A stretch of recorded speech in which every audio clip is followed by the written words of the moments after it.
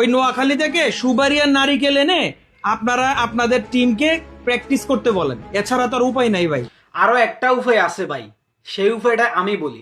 যদি আপনার বিসি দোনোটা নিয়ে আমাদের নোয়াখালী এক্সপ্রেসের যে খেলোয়াড়রা আছে তারা যদি প্র্যাকটিস করে, আমার মনে হয় ভালো হবে, 100তে 100 ভালো হবে। সে খোঁসা মেরে মেরে ভিডিও বানাচ্ছে এখন নোয়াখালী এবং দেশ ট্রাভেলসকে নিয়ে।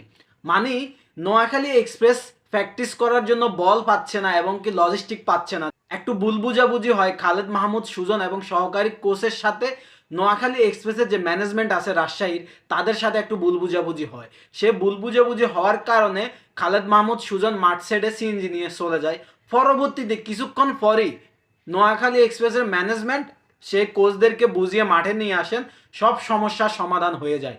কিন্তু এই এসকে মিডিয়ার ভাইয়ে মানে উস্কানিমূলক ভিডিও বানায় এখন আবার পোস্ট করতেছে যে নোয়াখালী এক্সপ্রেস প্র্যাকটিস করার জন্য বল পাচ্ছে না, লজিস্টিক পাচ্ছে না, এখন নোয়াখালী থেকে নারকেল সুপারি এনে প্র্যাকটিস করানোর জন্য বলতেছে। আমি বলতেছি ভাই, আপনার যে দুটো বিসি আছে ওই দুটো বিসি দিয়ে দেন, ওই দুটো বিসি দিয়ে ওরা প্র্যাকটিস করুক।